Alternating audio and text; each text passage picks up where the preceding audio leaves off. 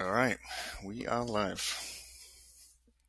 We'll give it another minute, but everyone in the room, welcome to Archi-Tech Network number 25. We are in our quarter century, so I didn't even think about that actually. Um, does university give you the Archi-Tech skill set you need? This is a talk that we did before. This is like a part two of our discussion. I think the talk will be very open. We'll hopefully hear from many of you guys in the audience on your own experience, what you guys think, how Archi-Tech Network can help. And we're lucky enough to be joined by Hamza and Rashab. Hamza, welcome. I've seen you just joined in. How's it going? Good, thank you. Sorry if I sound a bit off. I'm recovering from some illness at the moment, so yeah, Oh, just hopefully you're all right.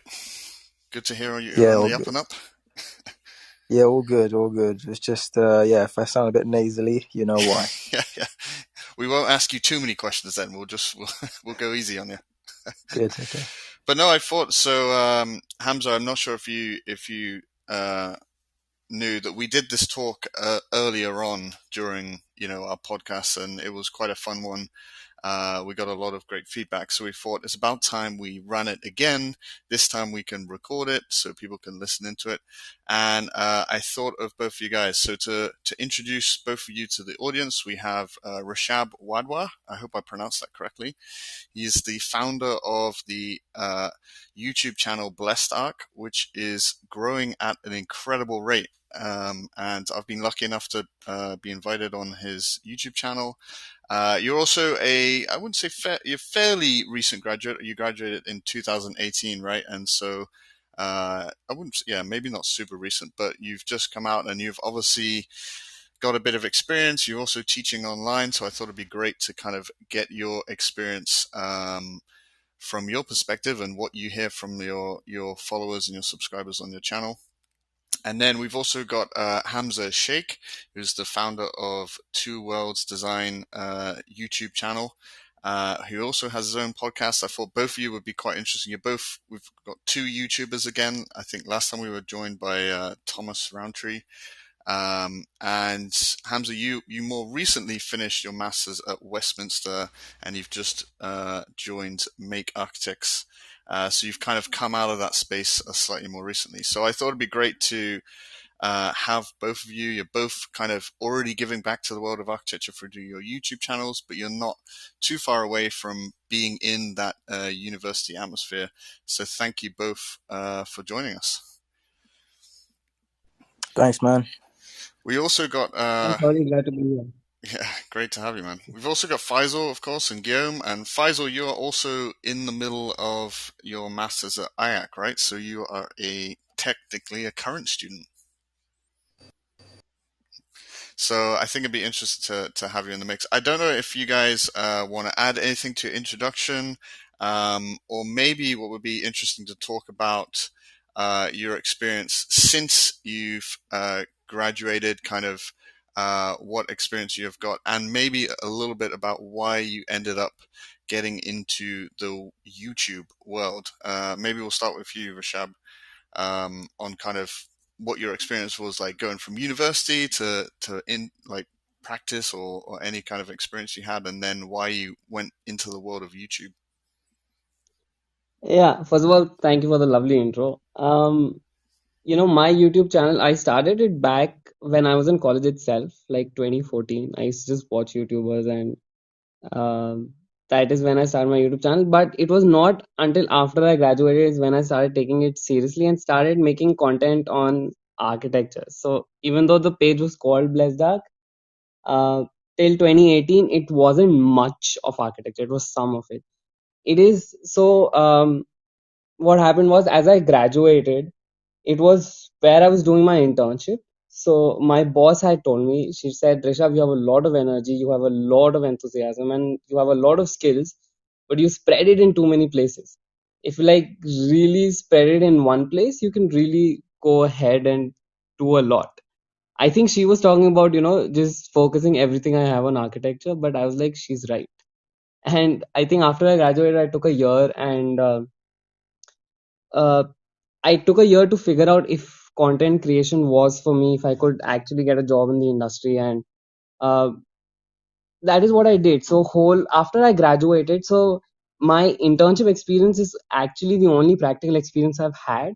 And since I graduated after that, I have been creating content. So I even made some content for architectural companies out there, but I was making content in general as well. And I was fortunate enough to get a job at a company called Trip Machine Company, which I just recently left like this year. Like this year is when I started doing Blessed Dark full time. Uh, since 2019, I was working in Trip Machine Company. But for our discussion, there's one thing, that I really wanted to sort of speak about, and that is the fact that when I was doing my internship, we I had also interviewed my bosses for the channel. I told them, I have a YouTube channel and I would love to interview you. And they're like, yes, let's do it. So within our discussions, there's one topic had come up where we said, it's very different, the field and the college. Like how you approach an academic project is not the same how you approach, uh, let's say, a project in the field. Of course, there's a client, there are needs, there are bylaws and everything which are more stricter, and now you have to sort of comply to them. But also in terms of we were just talking about the fact that even timelines are very different when you're in the field. What you took a whole semester to make in college, now you have to do in like what, a week. Sometimes you're given like 3 days to sort of come up with ideas, and not just one, come up with like multiple ideas. So this was one thing that we were talking about, that why is field and the education space so different. And my boss had told me one thing. She said, when you're actually studying, you are learning how to design, and that is why they give you that much time, so that you can sharpen your skill set of how you're actually sitting and designing. When you come out into the field, there's a lot more to learn, and by then your design part should already be strong enough. So like, and that is why when you come in, you're given much shorter time spans, that finish it faster because you already know how to design. So design it, and then we'll work on things beyond that. We'll work on, because once you come out to the field, you realize that designing is just the beginning of architecture in general. It is much more like 20% of it was till your design stage. After that is when the actual work starts in the field. So that was one of the most interesting things that she had told me, and I think that is why a lot of times the field and the education space feel so different from each other, because the priorities in both of them, I think, are very, very different. Yeah, I think that's definitely a point that we'll come back to. And a big reason why we started the Archi-Tech Network was because we just kept seeing this kind of gap between university and practice. But yeah, that's interesting. We'll swing back to that. But maybe Hamza, you can kind of give us a quick summary of like how you've recently felt that transition from university to practice. Obviously, that's with the asterisks of that all happening during COVID, and then how you kind of came about to start your own YouTube channel. Yeah, so I I had been I started my Instagram journey very early on. I think that's the root of everything with my social media activity. Sorry. So when I was in sort of foundation year at university, that's when I started to. Sorry, could someone else jump in? I need to attend to something, and Yeah, I'll come back in a minute. no worries, no worries. Yeah, no, Hamza's got a great Instagram page as well. He's got a building a wicked little platform there. But yeah, I think like you said, Rashab, coming back to that kind of gap, you're totally right. University is like so much about learning to design. Like almost 90% of your time is learning how to design things, which is great, and that should be still the primary focus. But we just kept seeing a lot of like, especially within the region of tech. Obviously, this is the Archi-Tech Network, so we're kind of specifically we'll talk about the kind of digital side and like the tools and programs you need. But we'll swing back to, I don't know, Hamza, if you're back in, but Yeah, sorry about no that. problem. There may be some interruptions It's no worries. It's very, to very come casual because talk, so it's a free flowing event. okay, good, awesome. Sorry. Okay, yeah. So I was saying my Instagram's where it all started, and I think YouTube eventually came into the game when I kept on seeing through when Instagram was growing, more people needing, and I really emphasize need. They really needed guidance, and that was a strange thing for me to see and feel because to some level I felt detached from that because when I was in university I was so busy doing so many other things like trying to start a clothing line or trying to start an architectural brand or even crazy things like thinking about how I'm going to start a practice. So I was so busy doing all these things, and also trying to get through university, that I was a kind of oblivious to it until everyone on loads of people on Instagram started messaging me saying, "How do you do that drawing?" or "Can you help me with my course?" and "How do I get through this?" and "How should my portfolio be?" And so inevitably, I thought, well, I've got a podcast because part of this story includes me starting a podcast, which was looking at the more higher level stuff, I would say, more closer to academic or research level topics. But then I realized, wait a minute, there's the fundamentals, there's the student side of things that really needs addressing too. And then my YouTube content became more than just podcast. It became, you know, typical content creation, how to do a section type stuff, and here's a Procreate tutorial. So that's a general overview. Yeah, I think it's a great. You touched on a great point there. Was like this need and kind of want for to fill that gap and to like provide a little bit of guidance to fellow students. I mean, I do have to commend your guys' generation as like new undergraduates or graduates. You look at like the landscape of YouTube that's in the Archi-Tech space. It's very much like recent graduates. Like our first talk we had Thomas on, who's just going back to university, I think.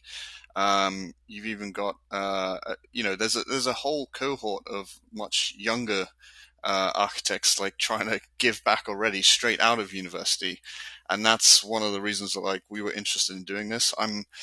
We're soon to be joining the ranks of YouTube, and we felt like there's actually not that many people out there who are kind of talking or adding to the discussion from a bit of experience in practice. I thought that was something that was really missing, and is why we're gravitating towards YouTube with the advice of Stephen and Oliver from upstairs and Show It Better.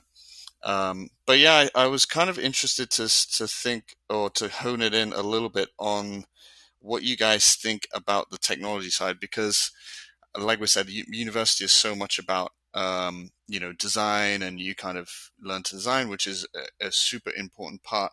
But of course, now as architects, we're extremely digital, like, and I do feel sorry for students in a way, in that like you have this landscape of what seems like a million different programs to learn, which some of which may not be, I don't know, as usable in university. Let's take BIM and Revit for example. If it may not be seem directly applicable yet, as soon as you get into university, into the job market, people are like, "Well, do you know Revit?" And and it's a very sought after skill set. So I don't know how you guys felt like coming from university into practice. How did you feel there was a gap between that specific tech software side and you had to play a little bit of catch up, or did you guys have quite a good experience with the tools that you were taught in university?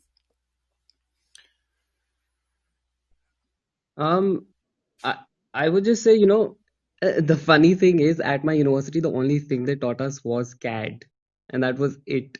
And even when they were teaching CAD, it was quite bizarre. I didn't get a word of what they were trying to say. I had to learn it on my own later.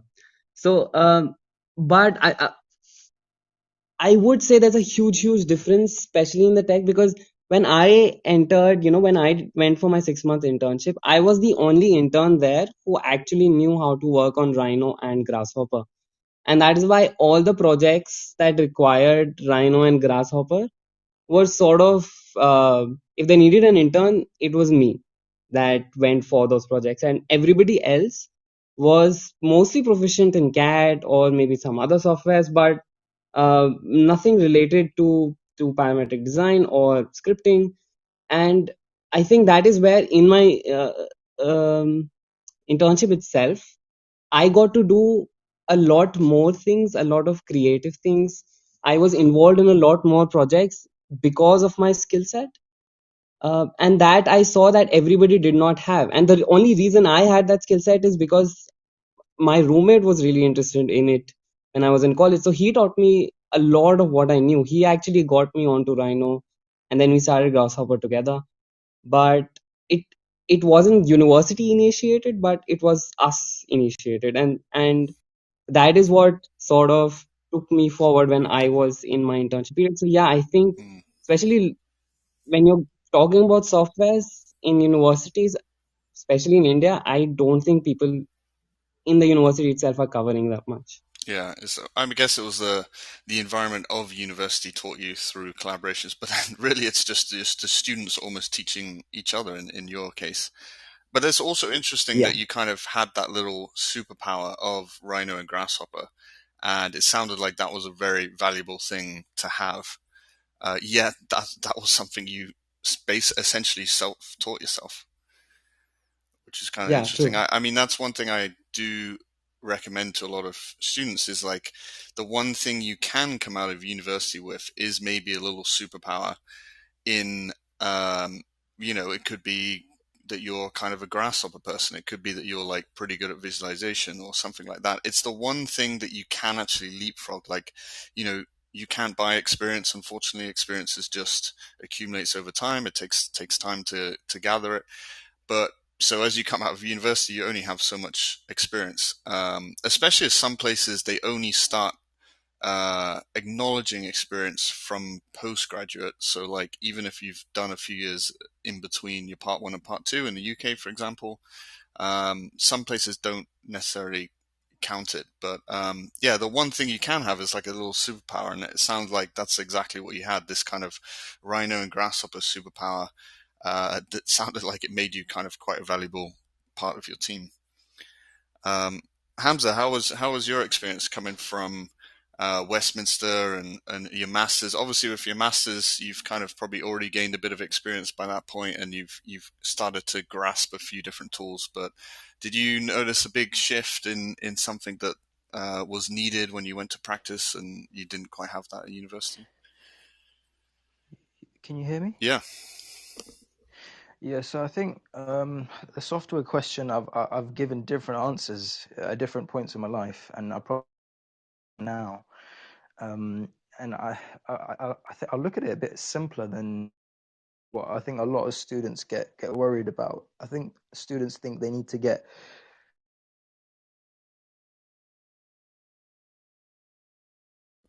in something really, really high end, or like, something that's kind of really on the edge of architecture, so they can stand out to this to the employers and say, look, I've got this. No one's even mastered this software yet, but I have. And I honestly think the best way to approach it is to get the fundamentals done really well, and then try to just dabble in a little bit of everything else. And I literally mean dabble, because from my personal experience, I found, just by dabbling in Revit when I was in my third year, and literally, I didn't even do Revit properly. I was using Revit in such an ad hoc manner. I somehow managed to get some 3D stuff done and then generate my drawings. And it was in this sort of BIM format, which exposed me to it. And I took this kind of leap of faith in my third year, where I was like, sod it, I'll just go for it. I'll just do my entire project in Revit, because I know no one else is really going to do that. But let me just do it, and I'll actually get way more drawings out of it. And I promise you, I was no way near proficient in Revit by the end of it, but I could still say in the interview that I've done an entire project in Revit, and here's the results. and that was one of the reasons I was employed, because as you guys will know, Revit is in high demand right now. Um, and so, saying that, I think having a overall perspective on what is in demand, by speaking to people, by actually inquiring from the practices you want to work with and saying, what do you need? What do you work with? What is ideal for me to know? And then just go and learn the basics. I honestly think people get so bogged down with software, and I think unless you're like really entrepreneurially minded, really multidisciplinary minded, and you want to like go into some sort of animation related field, or do something related to scripting and parametric stuff, then you just need the fundamentals. Yeah, I think that's a great summary. Is exactly that, the fundamentals. But I think what we found is there seem to be kind of two trends. It was either people are not being taught anything, so it's kind of very, they may be taught one thing, like in Rishab's case of like just AutoCAD, or some, I think Thomas, when he was on, they were taught Vectorworks or something, what, really specific, because the head of the department was like connected to Vectorworks.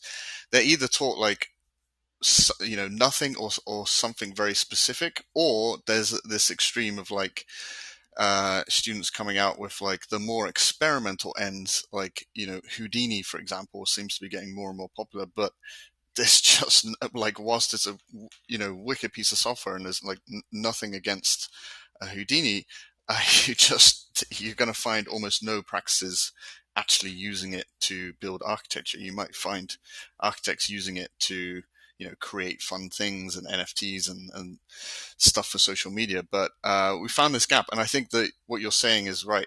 That one, we were kind of interested in just having conversations about what are those fundamental tools that are actually used, because I think people are still, unclear what tools are commonly used, whether you go, you know, Rhino, SketchUp, or Revit, and all these other kind of platforms.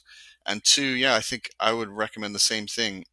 Get that fundamentals, start with a modeling platform, understand what Grasshopper is, understand what Revit is, and then start to just pursue maybe the one that you're most interested in. Like if you're really into visualization, go jump into Twinmotion or Enscape or V-Ray, or whichever one kind of interests you.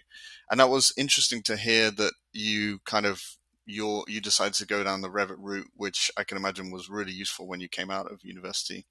Were you taught Revit at all specifically in? You were saying this was in your part one, right? Were you guys taught it, or was that kind of self-taught mostly? We literally got of professional came in and did workshops, which they weren't amazing. Hmm. We got like an hour or an hour and a half or something just to go through, and tutorials with a bunch of people, with like a collective tutorials is always very difficult, because usually people aren't progressing at the same rate. It's that's never how it works. They'll teach something, and then suddenly five hands go up and say, "Miss, I need help with this part. Can you just come in again? Can we do that step again?" And everyone's like, "What the fuck are we doing?" Like, So you guys had a third party come in. It wasn't like part of the university kind of thing. yeah, Interesting. strangely. This was in Canterbury as well. So actually, I don't think that's quite strange. I think that's quite regular, at least from my. Wait, that's what happened, and I I think I've got the habit of trying to be different to other people. So I was like, you know what? This is not going well, but what if I did my entire project with this software that no one really knows how to use? And so then I was like, if I commit, I got to commit to. So I was like, okay, sod it. And I literally pestered her more than anyone else in the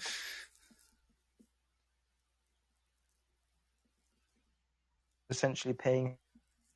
I was gonna milk it, and then and she still wasn't enough for me. I ended up then um, kind of self-learning, but also just going up to random people who I knew were senior to me in master's levels and telling them to come and show me that or how they think you would do that. And so I had this really intuitive learning process with Revit that I was not proficient with it by the end of it, but I ended up with work which I then could take to the interviewer and say, I did this on Revit. Yeah, that's super. I mean, it's so simple, but it does really help when you get to that, finding a job stage. Um, I mean, this is also one of the reasons we started Archi-Tech Network was I think I was questioning myself as like, have opportunities to go and teach at different universities, like here in the US. I've had a few invitations to teach here. It's a little more difficult when you're on a visa, but even if I could do it, I was kind of thinking to myself, I do really want to teach. I feel like I have this niche where I can, really teach things from having some experience. But teaching at a university, or I'm about to move back to London, I could go and teach at, a university in London. I thought it's great, but it's a fair amount of effort, and I'm really only able to teach, maybe 50, 100 people who are privileged enough to go to university. With the same amount of effort, you can record that course or record that lesson and put it out there on YouTube or another platform, which is something we're working away in the background recording right now. And we can get it out there way more efficiently than teaching at university. And, I think that's one of our aims to maybe try and help fill that gap as a very quick and affordable way to get those kind of resources like you're talking about, Hamza, like with this somewhere where you can go and just get an overview, but also an in-depth of different kind of platforms that you have. Um, Yeah, I was going to say as well, I think it's always the right way to, well, it depends actually.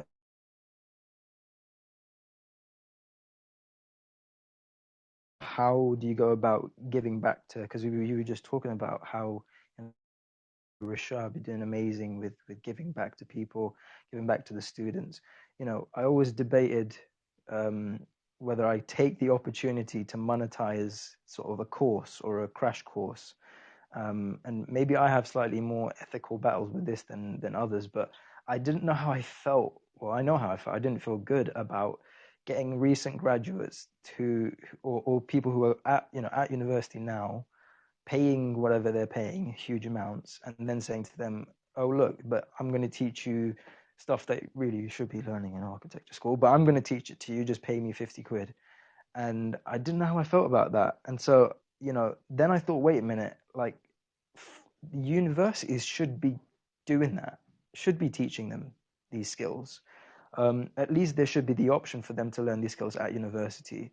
And that in of itself is such a big, big debate, which I guess is the topic for today as well. But I mean, I'd be interested to know how about, from a student perspective, what would be the ideal way of going about doing it? Should there be external environments where students can go and learn these things, if you think they would be considered extracurricular in that sense, or should the universities be really taking up more incentives to teach these things in flexible ways, offering way more variety to their course structure?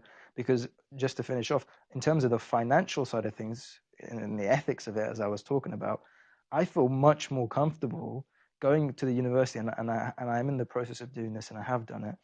Um, Going to the universities and saying, "Look, pay me, and I'll provide that quality," instead of me going off on YouTube and kind of devaluing the university structure. yeah, I think that's a great point you've brought up, and a great way to open it up to the audience to start raising your hands and let us know what you guys think. Yeah, we've had a lot of discussions about, the business model of how you do this, because on one hand, I totally agree with you. I think I want to make as much content as accessible as possible. Hence, we have this YouTube side that we're developing where we can do quick videos that kind of take you through basics of some specific plugin or some technology. but then we'll also have kind of long format courses, which we're looking at various different ways that you can monetize it, whether it's like through a very affordable subscription, through sponsorship, through, like you said, approaching universities. I mean, I think there's an interesting perspective on one hand where, yeah, you want to, I think universities will always move slow. So there's a gap right now. It needs to be filled. I think, people like yourselves will be able to fill that a lot quicker and provide high quality content. On the other hand, I think at the same time, I don't want to advocate someone like yourself doing this for free, because again, we're getting into that situation of architects just working like crazy for free. So there has to be that middle ground. So also, one day you or we can also hire other experts to kind of add to the your own platforms and things like that. So I think the YouTube channel approach is a nice way because it can be monetized, but it's not like a direct. The monetization is not necessary from the audience, if you see what I mean. But yeah, there is that approach. I'll be really interested to hear from the crowd if there's any students out there, or like what they think would be a good format of, like, if you had an online platform that you subscribe to that's very affordable, or coming in and doing workshops, what kind of format you guys would like to see. Tim, I see you've come up onto stage. Good to see you. How's it going? Hey, Ollie, thanks so much for having me. I'm loving this conversation, by the way, and I'm like resonating on so many levels. It's crazy. But yeah, I just wanted to kind of share a bit of experience from the other side. Like right now, my role is a regional design technology manager at Gensler. But if you look back at 2018, I was with HDR and was like a design coordinator, job captain, and in 2 years, I got promoted 2 times.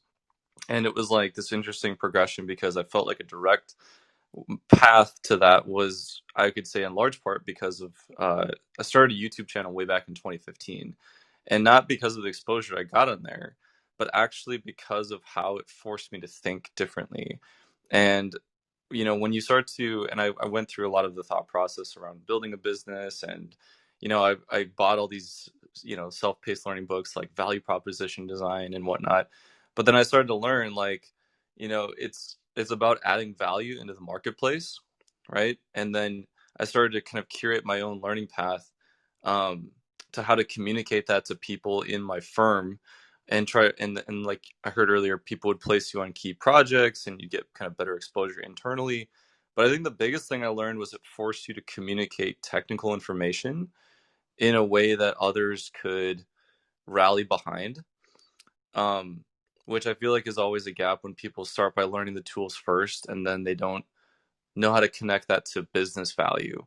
Um, and so I just, well, my main point was, like, you can learn by, listening and seeing something, but I feel like you don't fully solidify your learning until you attempt to teach it to somebody else. So, being someone who started a YouTube channel in 2015, and I kind of pivoted to being on Sevenfold now, um, but it's like, it's a great method, but I think the biggest undertone with that is just, getting in the habit of attempting to teach other people. And when you kind of make that effort to attempt, it really shifts how you understand it. So that was just kind of what I want to add. Yeah, I think that's the reason. I didn't know you had a YouTube channel. I'm looking at it right now. It looks cool. Um, Yeah. It was a hard decision, to be honest, because I had like a bunch of followers under my personal name, and then I felt like I learned so much in like 4 or 5 years that I decided to rebrand completely. to Sevenfold, I see. Sevenfold. Yeah, sevenfold. So that's, I'm sitting down doing a lot of run inside stuff right now, but I'm trying to roll out a whole bunch of stuff, host live sessions, but bandwidth and real world commitments Yeah, pulled me away from that.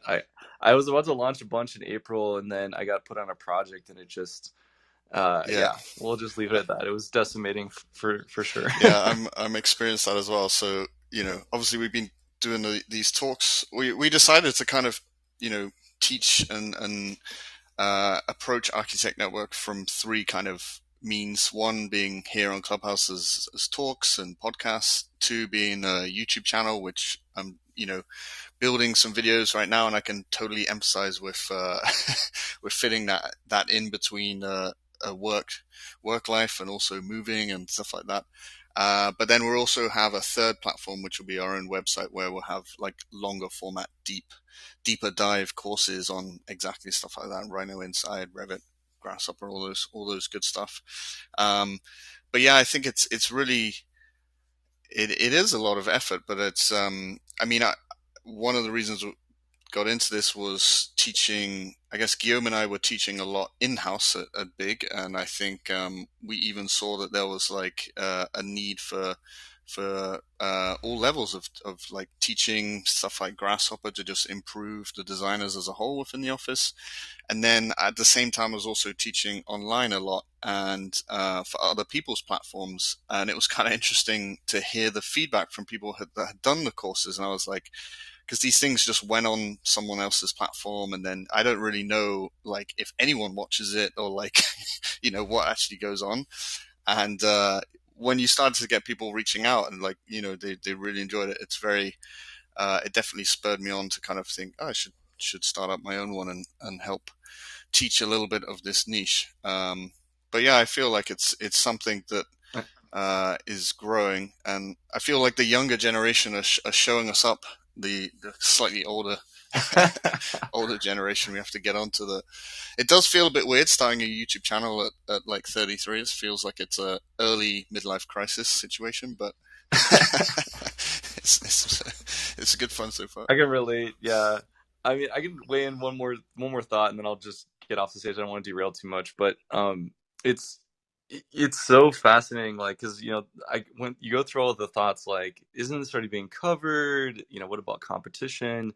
But honestly, like, I remember getting approached by these recruiters on like Pluralsight or LinkedIn Learning, and then they looked at the numbers. I'm like, these numbers don't make sense for me.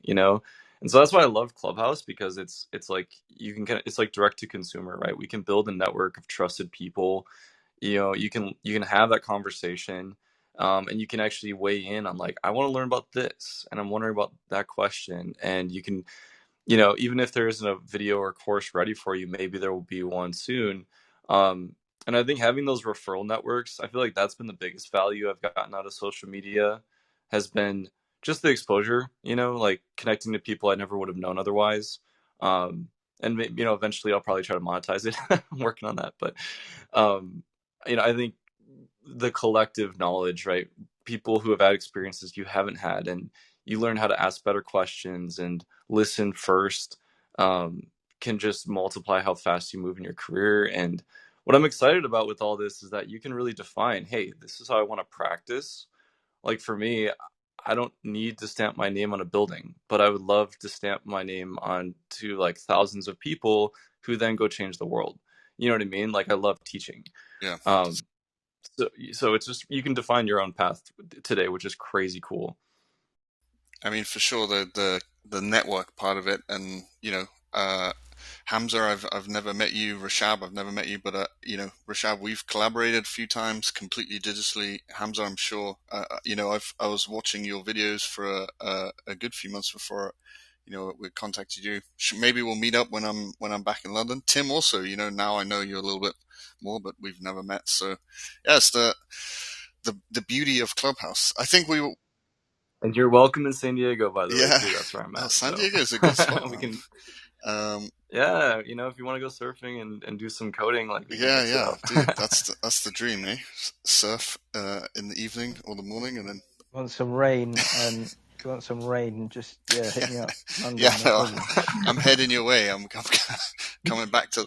Guys, if anybody is coming to India, loads I to would do love here. to come to India. I mean, You can get all sorts of weather in India I if you think, want. I mean, there's an interesting point on India where it just seems like there's a huge architecture community out there that seems very thirsty for, learning what's new, parametric design, computational design, whatever, which Yeah, is really interesting. And it's huge. almost Yeah. like the younger generation are kind of leapfrogging the, current generation, let's say, um, which is really interesting. I mean, how is that from your perspective? Because you're a very well known, uh, YouTuber and Archi-Tech person in that space. So how's that been?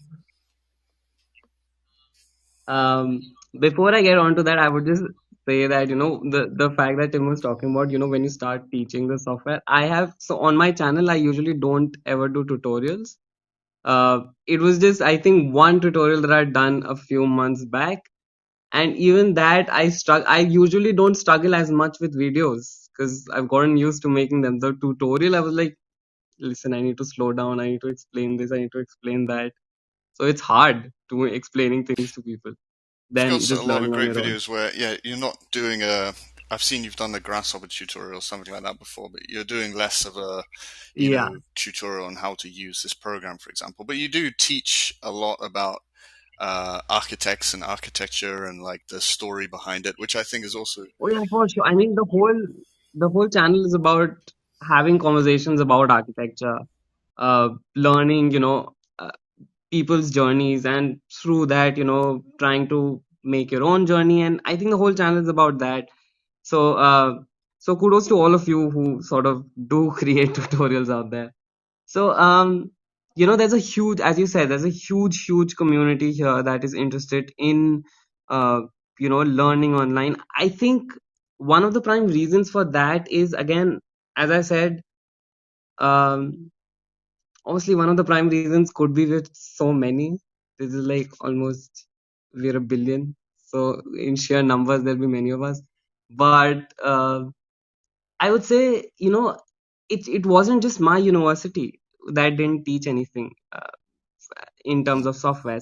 It is generally in universities in India, you are not taught a lot of software, tech, 3D printing. There are very few universities that actually have 3D printers in them. I collaborated with Mateus for recent videos, and his university has a whole I know one robotics lab in India.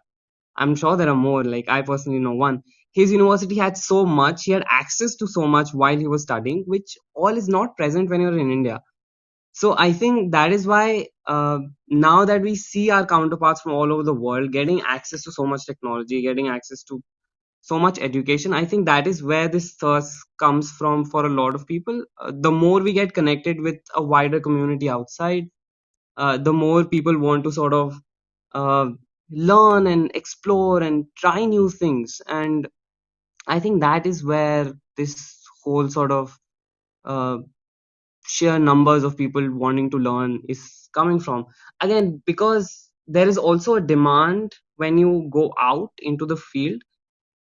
Slowly and steadily, more and more people are, moving, trying different things in architecture. So they like to hire people who are efficient or proficient in different softwares, have different skill sets, can try different things.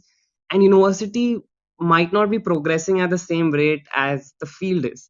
So when you do not get it in your university, you obviously go outside and look for it. And I think that is where so many people are tuning in from. Yeah, I think we're in such an exciting time to be architects in term just from the perspective of like the technology that's on the horizon that's available now or shortly will it be available, and at the same time, you're able to share this knowledge a lot with a much wider net than just through a university. Like I think I'm really interested when people reach out from I recently was just talking to someone from Nepal about like their experience and like how university is in Nepal, and there's also a huge audience and um, group of young architects in South America, all over the place. So it's a really interesting time. Faisal, I don't know actually if you might chime in with your experience currently in university, but also with university back in Nigeria, for example, and because that's also another space which I really see there's interest in. Have a few people reaching out from that part of the world as well. Yeah, I'd be interested to get your perspective from there. Yeah, so I relate with a lot of what Rashad was saying earlier, and also his last point.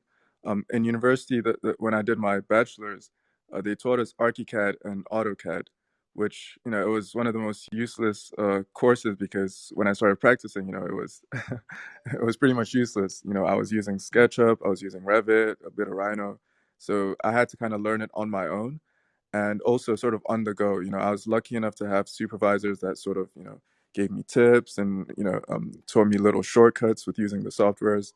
And yeah, so I had to kind of learn it on my own. And the universities didn't really they didn't give too much importance to the softwares. But I'll also say that I think it depends a lot on what kind of university you go to. So for example, with a university like IAC, which is pretty much very focused on softwares, it's a master's in advanced architecture, so their pretty much main focus is software. So they teach everything from the rhinos and grasshoppers to sort of coding softwares like Arduino. um, so I guess there's two types of university that you can go to, and as students, it might, okay, this might sound like I'm caping for universities a little bit, but there's no one here to defend them, so I'll play devil's advocate. So I think as students, there might be some responsibility on us as well to choose the kind of universities we want to go to. So we might have the responsibility to choose whether we want to go to a university who is not focused on softwares or one that is. And I've kind of attended both, so I have kind of both experiences of them. And before I get to your second question, Ollie, I did want to touch on the first question you asked, Rishab and Hamza, and in terms of sort of the difference between universities and practice. And for me, one of the biggest difference I experienced was in university, you're sort of the sole proprietor of a project. It's kind of like your baby. You do everything from concept to the design to the sort of presentation and to the lecturers or tutors, and it's your baby the whole way through, and you're the only one working on it. In practice, it's very different. You're kind of slotted into this big, massive project. Within the company, you might be part of one department where you have the design department, conceptual department, technical design, interior department, etc. But not only within the company, but even outside, you have sort of clients, developers, contractors, subcontractors. So you're a very small part of a major, major sort of machine, right? And that to me was one of the biggest things I had to sort of adapt to, because we're not taught that in school. You're taught to design something from start to finish and treat it like your baby. You're not kind of taught to collaborate with other people and sort of find your way, in navigating in that. So I feel like that's a big difference That's for me. interesting. I Um, had in my masters, yeah. they made us do our final project in groups. So which had like there was a lot of group work actually in my masters, which has pros and cons. One, it had a con that like because I switched universities, like in the UK, you can go to different ones for your undergraduate and your masters. So I wanted to mix it up. And so, because I was new there, immediately you're getting into groups. Like the people that came back already knew each other and already knew what they were about and that kind of stuff.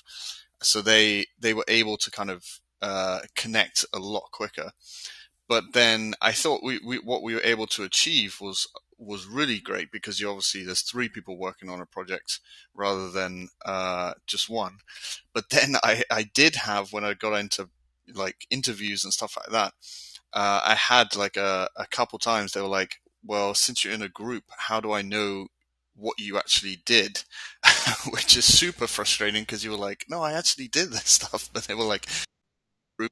It's like, well, you can ring the other guys up, I guess. But like, so I had the pros and cons of that side. I think there's definitely should be like group projects in university. But yeah, it's that collaboration thing is definitely an important aspect.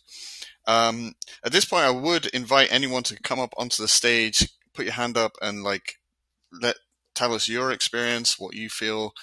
Did you have this gap between university and practice, and like, would there be if there was a platform or something you go to, like, what would that kind of look like? Or I know we've got some students on the stage, not on the stage, in the audience, and some practitioners. So come on up. We have Debate Me. I hope this is not a challenge, but yeah, Debate Me. What's going on? Hey. Hi, how you doing? Um, I would like to disagree with. I'm echoing. Okay, there we go. I'd like to disagree very strongly with. Okay, not disagree, but I would say that no. University, no form of schooling or education gives you the mindset or skill set that is required well, to my level of analysis. So I would say, okay, education gives you knowledge. It doesn't tell you why we know what we know. So if an and so saying this, we therefore have a lot of individuals who are very able to regurgitate information, but not assess the truth and validity of the information that they're prescribing. And this, in conclusion, well, we're lacking creativity in so many cases. Individuals tend to do better because they spend hours and hours doing work rather than them being able to express forms of creativity just based on how we educate our kids. It's just a test of regurgitating information rather than creativity and focusing on inductive processes.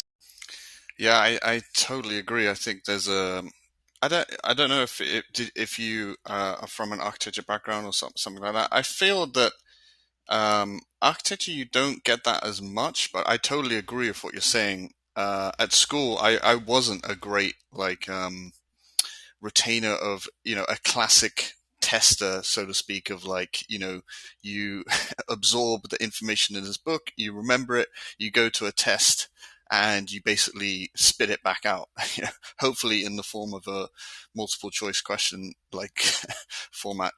And yeah, I've never really, it was just like, I felt like a lot of those people gravitated towards, becoming doctors or lawyers because it seems very much that's actually what the role is. You're just kind of retaining, absorbing information and regurgitating it. Whereas architecture, I don't, it's, first of all, university, it wasn't, I very rarely had any kind of formal test, so to speak, where you're sitting down and having an exam or something like that.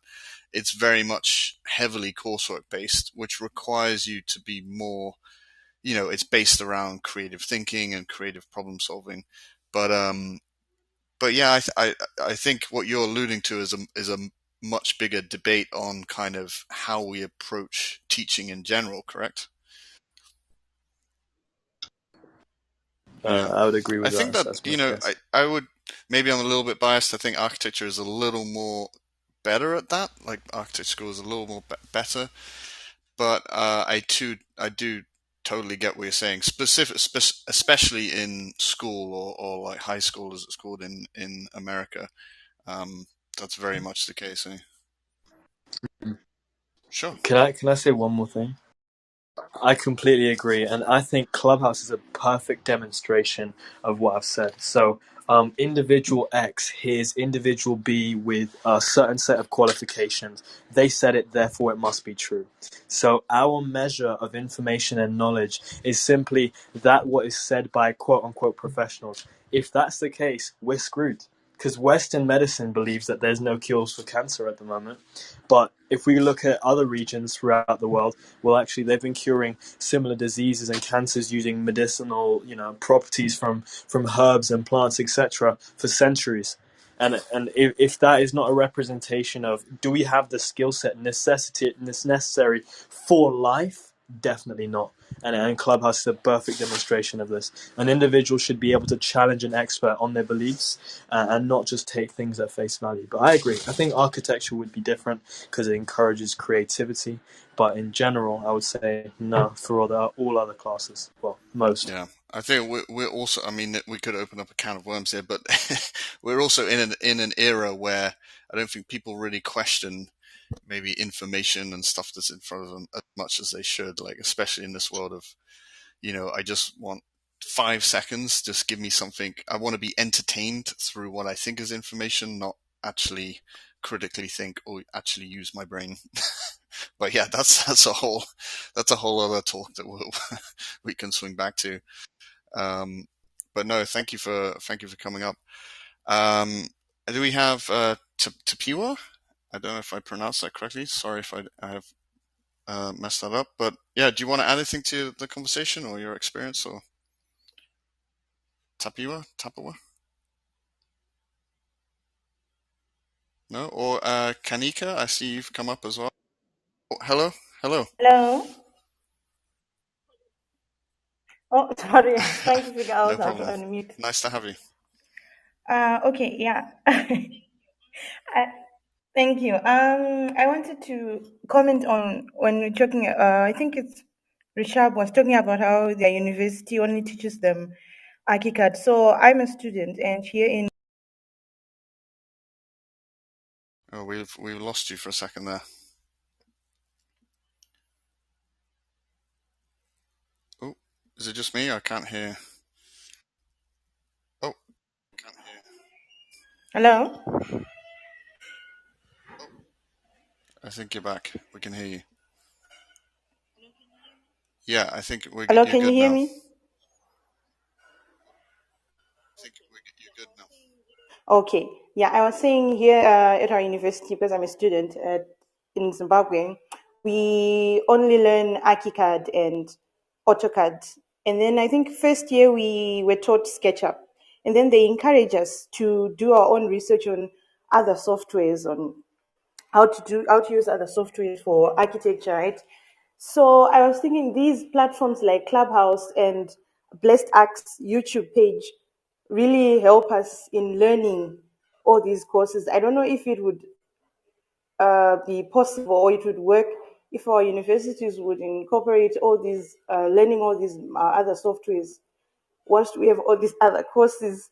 But then coming to the YouTube channels and hearing conversations on Clubhouse helps us because we are doing it in our own spare time, and we're also learning a lot. And with YouTube tutorials, I can always refer back at any time of the day, even if it's in the middle of the night. If I'm working on a project and I decide, let me take a break, I can always start learning a certain software. And yeah, I was just to say that these platforms or these YouTube tutorial pages or even Instagram pages are helping us a lot, because even like when I was watching for your thing that you did with Blessed Act, and then you guys were talking about Inkscape and Rhino, and then I didn't know anything about that. Then I had to ask my classmates, does anyone know these things? And then I think I found two people who knew about that. And then one of the guys said that he learned Rhino from YouTube tutorials. Because I was like, you should teach me. And then he was like, I use YouTube tutorials. So yeah, they're very Awesome. helpful. And then there's another thing I wanted to say something about. Uh, If, okay, I yeah, forgot. yeah, yeah. But if Come I back on remember, if I'll you raise my remember. hand I always again. do that. But no, that's really great. I mean, it's awesome to hear the impact that Rashad's YouTube channel has. It's so great to hear that feedback and like because yeah, you kind of I guess you can see that people have watched it, but you don't really know who these people are and like how it has actually helped them or not helped them and how it could have been better. So that's awesome to hear. Um, Rashad, actually, we should also mention that one of the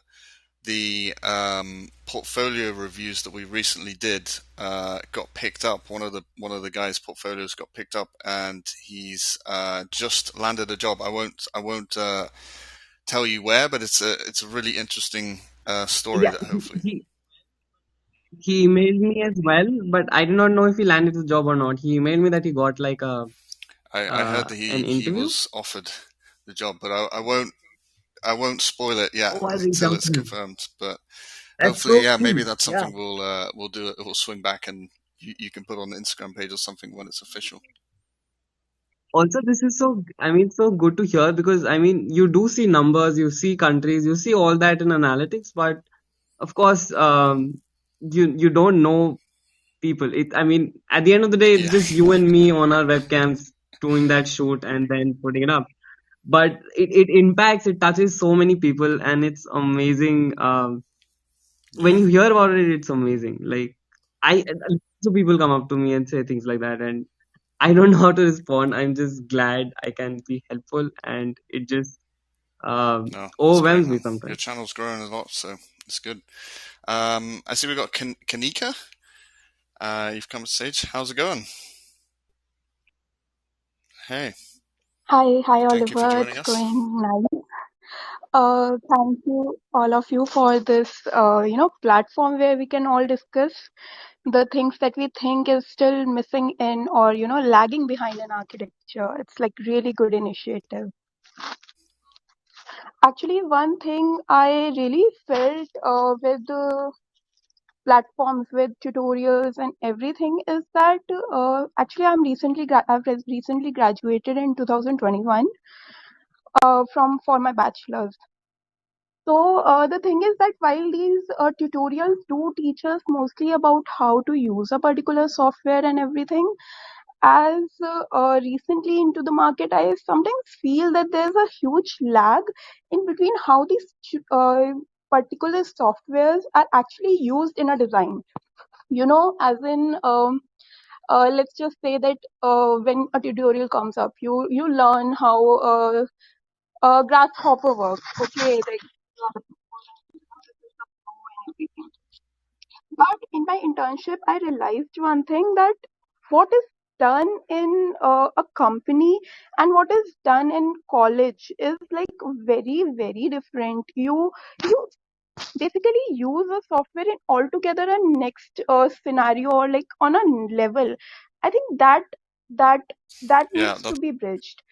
right. And this was a big inspiration to start the Architect Network, was to teach from the perspective of being in practice for a decent amount of time. Like, Guillaume and myself, for example, we've not spent any time in academia. We've not spent time in research or that kind of stuff. It's we've been working in practice. So I think that was one of the things we've been trying to teach, like how are these tools actually used behind this veil of these practices. And for example, for those of you who follow our Instagram page, Yeah. one of the features that we've just released is the project programs, where we're actually reach out to people that we're connected with at different practices. We ask what programs you actually used on this project. So obviously we know what's used in the office at Big. There's also we've already got entries from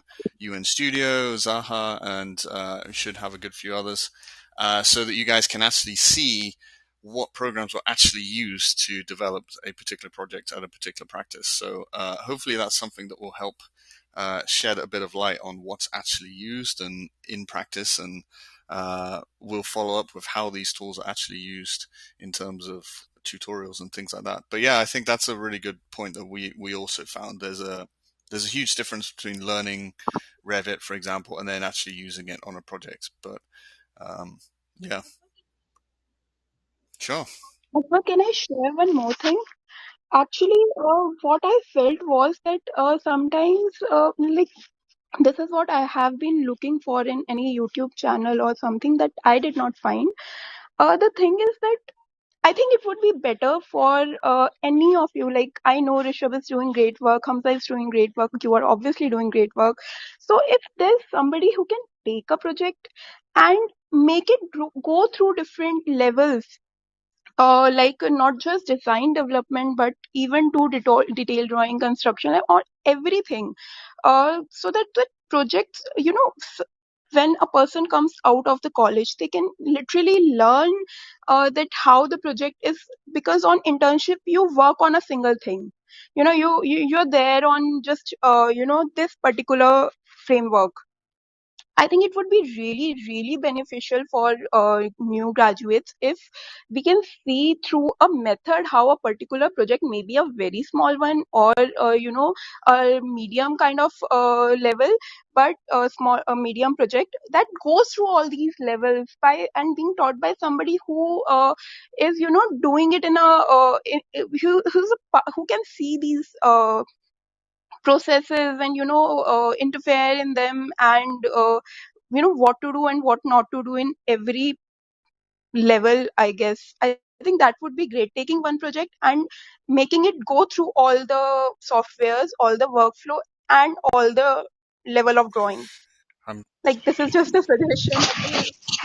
Sorry, I just want to, if I could come back on that, Kanika, it's so useful Yeah. for me to hear, because it positive in thinking that what I'm about to do, my YouTube channel is gonna work quite well. So I'm going to be doing a becoming an architect series on my YouTube channel, where I'm going to vlog the process of my I'm doing my part 3 at at University of Cambridge, where I'll complete my full qualification, and I'm going to take everyone through that journey and just kind of record the process. And in doing that, you will be following my project, and you'll be learning the ins and outs of everything from start to end. And I'll literally, because I don't, you've probably heard about part 3, but part 3 is taking you through all the non-design aspects of an architectural project, the things that no one really gets taught at university in the sort of part 1 and part 2 levels. So it's really good to hear you say that, because many people have that concern. They don't. So Yeah, and likewise, you've read our minds, because that's going to be our first course that we're releasing. We're working on an Archi-Tech 101 series. We'll be taking a big project to be confirmed, from concepts in Rhino all the way through to documentation in Revit, specifically looking at the tech and the software side. But I think we will also touch on some construction methodologies, material methodologies, and things like that as well. So uh, towards the end of the year, hopefully, we will be releasing hopefully exactly what you're looking for. Hamza's stuff, you're gonna get a double Hamza, whammy what of you're what you doing is just great. requested.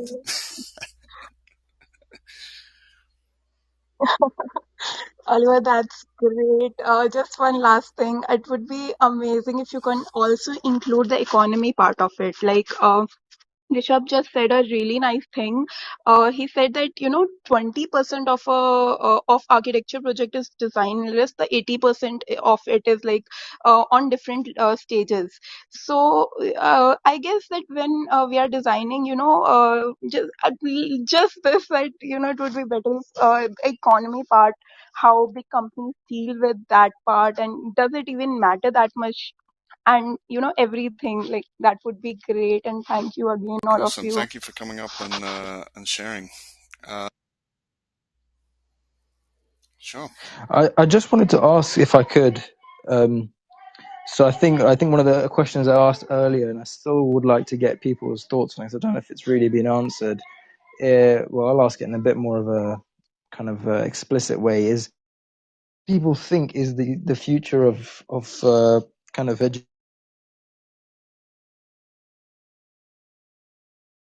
of universities approaching, and the way where courses I see emerging, and COVID kind of catalyzed this. I think we're losing you a little bit there. Do you want to repeat that again? Sorry, I think we lost bits. I think you're good now. Can you hear me?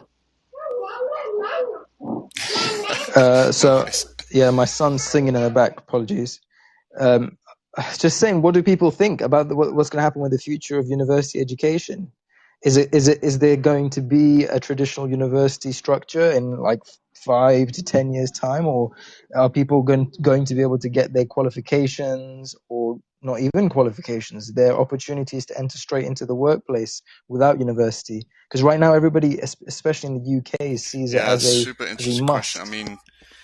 I, I mean, I can see on one hand that universities, or like where you will start to, you can already see that people are learning in a hybrid, right? They go to university for the certificate almost, and literally the qualifications. Of course you're learning a lot. There's also the social aspect of going to university and meeting people and hanging out and all that kind of stuff. But then already you're seeing in the architecture world, they're supplementing that with education from YouTube or online courses or whatever it is that's filling this gap between university and practice. So I think on the other hand as well, in America, for example, like here, just universities are just so expensive. Like kids are coming out of university with, hundreds of thousands of dollars of debt, and for degrees where what they earn is they're never going to be able to pay that back. So I think there's a little bit of trust that's been lost in universities as well. Like, they've just turned into almost like money making machines in some cases. And, maybe the next, I don't quite have the answer for you, but I feel like I can definitely see a hybrid emerging now, and maybe we'll see more online courses will start to dominate at the same time. The UK and the RIBA is like reconsidering how to reformat becoming an architect with the apprenticeship programs and things like that. So I could definitely see it taking a tack. I think it's the London School of Architecture, which is a new school in the UK, have a slightly new approach, which is a bit more kind of. I'm not sure if Hamza, if you know this, is it to study there, or Yeah. is it free to study at the London School of Is it Architecture, what? Sorry. or is very affordable? Or No, no, it is a that's reduced it, right? rate, You but you actually also have a job. earn while you study. So it's definitely it's one of the best initiatives that I've seen. Well, that I kind of know. There's probably others people know about, but it's a remarkable thing to be kind of around in my network, to see people, they graduates, and just seeing how they're kind of tuned differently. And yeah, I think LSA is a great example. What I've seen with LSA is that they came in as this kind of fringe kind of university template and almost didn't want to be classed as university, but ended up Right. becoming classed as a university. So, with all of I Noah, love it. I'm on the You can phone, join man. him in. with all of the Yeah. with all of these people, he agrees. With all of these people who might end up, like let's say Archi-Tech network collabs with Two Worlds Design, and we end up having a really good kind of intake of people who want to have a crash course of a full architectural qualification, and we speak to the RIBA to give us a qualification power. You still end up being another university to some degree. I think universities will never Yeah. will never get rid of. They're just Yeah, going to I think change that's and it. be way They'll less be traditional and disrupted and become classical. more digital. Maybe even the idea of even going to campus will be completely, rethought. I mean, you're already seeing it in the UK as well. Like every university now has like a London branch. Like, I went to the University of Liverpool. Now they have a University of Liverpool in London, which is kind of like this little satellite office or satellite university. Yeah, and you can also see like Design Morphine. They have got accredited as the first like masters. So they've transitioned from doing these kind of online workshops and online courses to then becoming a fully fledged master's program that you can do completely online. So I think I would definitely see a trend in that direction, um, and further away from traditional university, more kind of online based. So the future's online. The future's. I mean, that's again where I think the power of creating a architecture platform where you can kind of teach a specific niche, and maybe it's a combination of all these different platforms coming together at some point. Maybe Rashab will create the Avengers of all these different online architects and bring us together. But yeah, I think it's going to be a really it would Would be love really to. interesting. I mean, you kind of already are in a way. You have like this group of people that you interview and bring together. So yeah, I can. Yeah,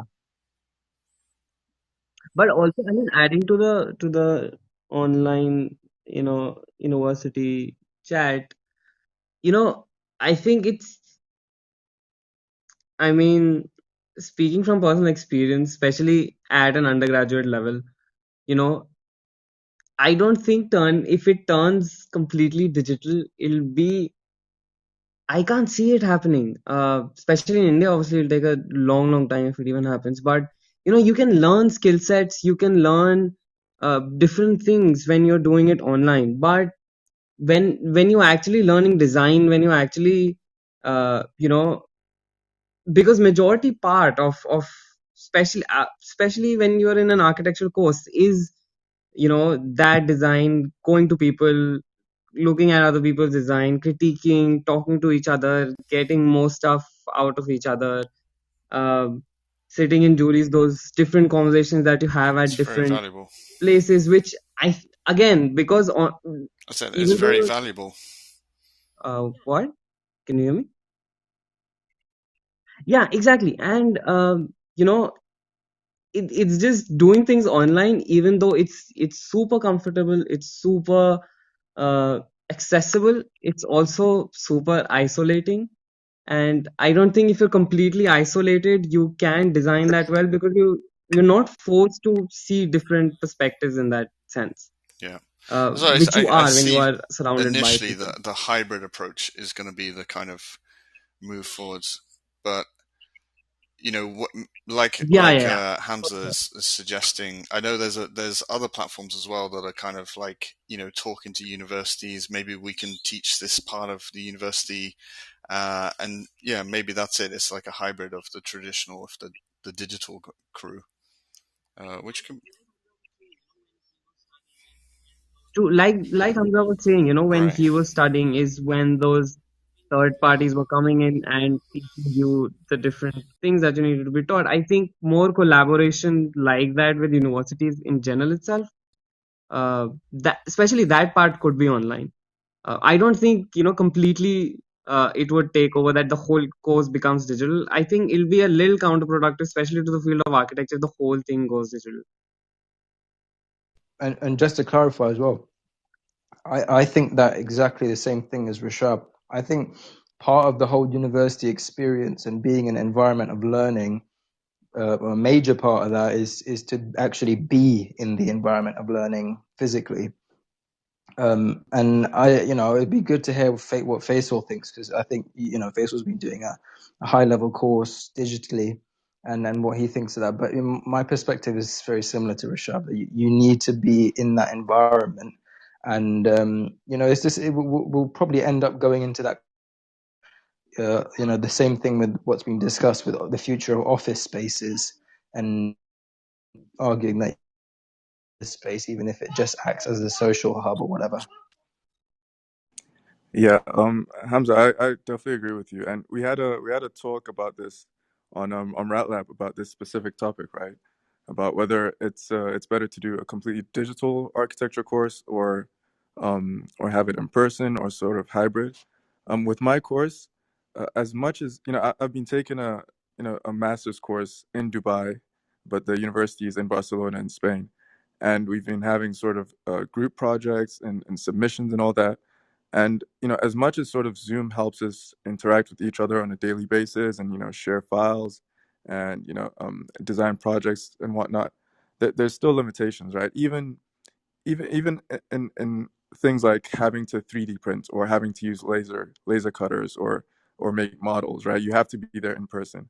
And even apart from the sort of social interactions, there's still limitations that you can't completely do digitally. So I definitely think a hybrid course is probably the future of architecture. I think it's probably going to be something like studio courses being in person, and perhaps design lectures being in person, and then you have sort of the workshops and the software tutorials um, being digital or online. Because I think it also depends on sort of what you're learning and how you learn. So for something, maybe learn it at your own time, like at your own pace, where you can sort of replay videos. You can watch the videos at your own time, at your own pace. So it's probably better to learn it that way. But for something like studio course, as Rashad was saying, you want to sort of walk around the studio, get inspired by certain projects, ask questions about someone's concept or someone's method or whatever. So yeah, I definitely agree with both of you. I think a hybrid course is probably what we're going to see in the future. Um, I think yeah, I definitely see that. the social side is also super important. I mean, most people go to university for the social side. I mean, some people just go literally to to go out and have a few drinks, and they pay a lot of money to do it. You know what I'd love to see, and I'm gonna share with you something, I guess, kind of private in a sense. Like, my dream is to eventually be part of a school, or like even run a school that is the complete opposite of like digital world. Instead, it's like you go on a retreat, and you go and you stay in somewhere remote or rural, and you're with a close group of people. It's like a little tribe, and you're learning intensely, but you're also connected to nature, and you're balancing your life out and to some degree. You're actually going off and building and getting your hands onto the actual project as well. It's not to completely separate ourselves from the digital world as well. I feel like those types of things are going to emerge as well, because we talked about the kind of mentioned the symptoms of COVID. not in the actual clinical sense, but in terms of what it's affecting architecture education, and that it's going to make people go more digital. It's also going to make people go even more, completely opposite of digital. And I've seen things that are becoming more popularized now with Studio Bark, for example, in the UK, who are like taking students out for these like almost excavations to go and learn and actually build something. There's a few other initiatives like that. Like an architecture Burning Man. That would be super fun, actually. Like what? I Sorry. Like an architecture, Burning Man. I guess you Oh got like, yeah. yeah, I mean, Alpha Studio was kind of doing that, literally taking students It, to Burning Man. Um, it, I don't think that was 100% focused on just architecture, yeah. to learning design. But I know the AA have some digital fabrication course, which is in the middle of nowhere. They have a little fabrication lab. I don't think it's quite what you're touching on, where they like live out there and kind of connect. But just as you were saying it, that's one that does spring to mind. But yeah, I do agree. There's that new appreciation for that connection, and especially that connection to nature and stuff like that. I've seen we got Diksha. I haven't missed you there. I've seen you've come up. Do you want to jump into the conversation or add anything? Yes, please. Hi, Hey, good evening. I'm Diksha. We were talking about the flexible online programs, right? So I just wanted to jump up here and say that I am actually a candidate of the Design Morphine degree. And I just wanted to share why I chose it. So while looking at postgraduate programs, I also got accepted at the AA, the IAC, among others. And I wanted two things. I think somebody mentioned that there are two types of degrees right now, two types of programs. One that is very software focused, and one that is, kind of experimental architecture, leaning towards. And I wanted both. And I actually found it really, really tough to choose between IAC and specifically the DRL at A, which was what I applied for. So I ended up choosing the DRL and signing up for the online course, online master's degree for Design Morphine, because that focuses on software and it has that certain flexibility that would allow me to learn everything and, kind of make it a full-rounded education at once. I know it kind of sounds like I've taken on a lot at once, but I really hope I can do this well. So yeah, was I, about I to do ask, are you think doing both of them flexibility. together? Yeah. I mean, it's great. I hope, I mean, I hope you're not stressed out or getting too, I know. No, actually, no. I think it's pretty interesting. Yeah, it's going to be intense, but I really hope I can pull through and make it to the end. That's great. I mean, I hope you pull it off. yeah, that's Yeah, interesting. because both of them have two different aspects to them, don't they? One is research and one is software based. So I thought they both can like feed off of each other and supplement each other rather than being stretched out. That's what I was hoping for. Interesting. I'd love to hear how that goes. Because yeah, I mean, it makes sense. It's like they're both going to complement each other, so that there's probably going to be a lot of crossover of like, let's say there's a course on Maya, you're probably going to be using Maya for the DRL, and at the end of it, you'll come out with two masters instead of one. So get two for the price of one almost. But Yeah, that's hopefully, really yeah. interesting. Maybe this is the future, Hamza, is like this hybrid. Did you choose your digital university and your physical university? But yeah, I'm worried then that we might deter even less students from becoming architects because you have to you have to do two universities at once. But um, Well, you know what? Kind of.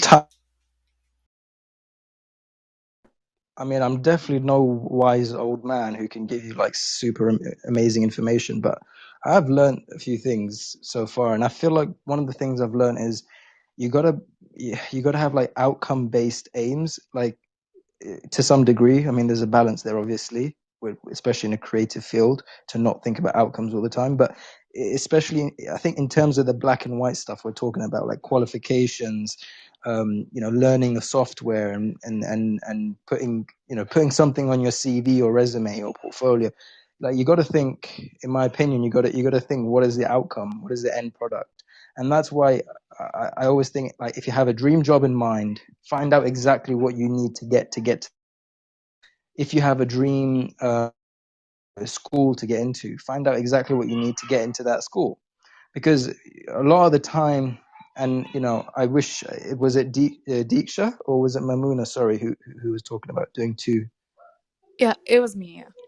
Yeah. While that's incredibly impressive, I do worry that it is going to be too much to some degree, in that it might not be the most efficient way of approaching it. I could be completely wrong, because you did obviously seem to have a basis for saying that it splits it into research and software. So my general point is to say, when people are thinking about what job they really want to get, I would say find out exactly what that job entails and what that job requires, and then be very efficient with how you approach kind of embellishing yourself with achievements.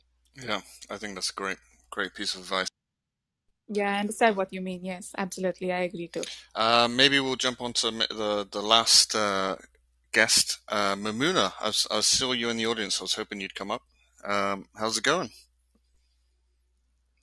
Hi Ollie, it's so glad to see you here again. I haven't been an architect for a very long time. I just wanted to jump in as soon as I heard sort of all these amazing sort of digital university design morphing, and I see Hamid in the sort of audience as well, and that's been one of the biggest sort of digital sort of university add-on for my architecture career, especially with Pacademy, and being able to sort of get those sort of really long 9 to 10 hours long sort of 2 day event tutorials, and as well as what Faisal is doing as well with sort of Illuso, unless I think I'm pronouncing that correctly, but that sort of VR AR sort of combining those sort of hybrid sort of digital spaces of experiencing, again, and we sort of talked about previously, sort of experience in architecture, and definitely something I've been sort of a huge advocate on my platform on Clubhouse with Moving Minds, about sort of hybrid in architecture, and that's definitely been a big huge advantage for me, especially this year with COVID and everything, and weirdly that has been a huge blessing for me, with the hand in hand with sort of in studio teaching and digitization of tutorials and of lectures, and having sort of people give their presentations online, and I find it much more engaging and much more sort of able to absorb all those feedbacks and thoughts, and pre-record presentations and crits, and it just sort of reduced a lot of anxiety and panic attack for a lot of students, and that is something I've been a huge advocate for, and definitely for the for hybrid architecture teaching, and something that I've been sort of pushing forward for my university, at Oxford Brookes, and I've studied previously in Westminster, and it hasn't been a pleasant experience, unfortunately, Hamza, but but definitely something that we would sort of like with sort of how you've been talking about Grasshopper, and all this technology, and that's something been very much it's been the forefront, and it really comes down to students, especially for part one, what kind of units they pick up for, and what kind of units they choose, and I think that's where sort of the basis of skill sets sort of comes down to, whether they're prepared for or not, because it comes down to the style of the unit and what they're being taught, and whether they're enjoying it. And you previously mentioned Houdini, and that's a monster software, still trying to sort of get down to that, and definitely sort of um picking and choosing, and not spreading yourself out too thin, but understanding what your interests are. Doesn't matter if it's architectural or animation or coding, for example. If you want to merge them together, you can do that and find your own niche and own sort of I guess own create a new category in architecture for that matter. And that's something I sort of wanted to come up and sort of talk about, how we were talking about digitalization of university. And that's all from me. I'm Marina. I'm a part one studying at Oxford Bricks, and host rooms on Clubhouse. That's all from me. Thank you so much. Awesome. Yeah. Thanks for sharing, Mamuna. I was also, I did my part one at Oxford Brooks, so I'd be kind of interesting to compare notes on how it's different. But, yeah, no, I think the other thing that we haven't really touched on is like, the connections that these, like third party, courses sometimes provide. Like I keep saying, one of the number one advices I have for like getting a great job at university is going to conferences and stuff like that. And a lot of them are digital now. You meet so many people that like, work at the firm that you might want to work at, and that connection can go a long way. So there's also that networking aspect, which is super important. Obviously, we thought it was important enough to put in the name. Um, but yeah, I think I don't want to keep you guys for too much longer. I know we've had you for an hour and a half already, Rashab and Hamza. So I don't want to cut into your chill Sunday any further. Rashab, it's getting a little bit later for you, isn't it? So I don't want to keep you. Yeah, it's 11 now. I think this has been really interesting. And again, we haven't necessarily solved all the answers, but I think it's the conversation that's definitely kind of created some thinking points for us as we're literally recording and creating our own platform. So I think this has been super useful. So thank you, everyone, for joining. I don't know if anyone has any kind of final words or last kind of questions, but I want to thank Rashab and Hamza for giving up the time to join us. I think it's been great having your perspectives. And for everyone in the audience, I think we'll be back next week. Again, I'm not quite sure what the topic is, but we'll come up with something before we do. Otherwise, make sure to give Rashab and Hamza a follow and go through either their Instagram and their YouTube channel. They've both got really great content coming out.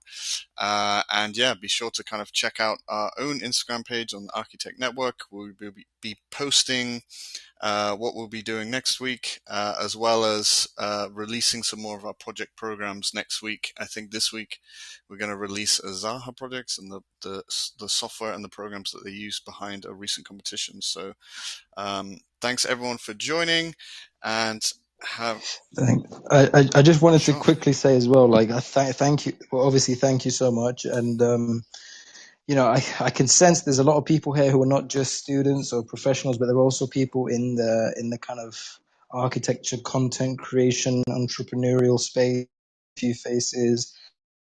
I think we're at this, as you say, this weird moment where things are forming, things are emerging.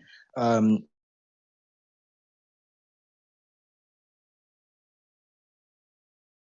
going to be the kind of the building blocks for that, and I just want to just really emphasize that we need to really collaborate with each other. We need to support each other, because that's the way the I forget the quote, and I'm going to butcher it if I try, but it's got something to do with waves and ripples. But essentially, if we all band together, I think everyone is going to benefit, and let's keep the collaboration going. So hats off to you guys. For sure. And, Faisal's a great testament to that. I think almost to the day, Faisal, I think you interviewed me a year ago. You were like the first person to ever interview me via social media. Either today or tomorrow, it will be a year. And I mean, we've all collaborated. There's a lot of familiar faces here, and I think we'll just continue to collaborate and kind of grow this new digital Archi-Tech space, which will be super.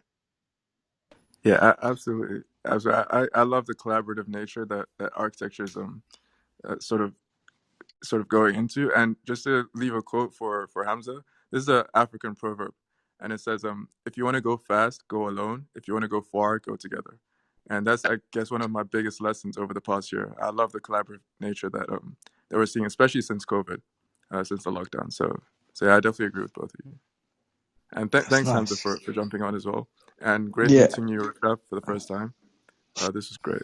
Awesome. So here's to future collaborations with everyone on stage and in the audience. So we'll speak to you guys next week. Thanks everyone for joining, and have a good Sunday. Cheers. Bye, Bye, guys. guys. Hey guys, thanks for inviting me, So Ollie. much for joining.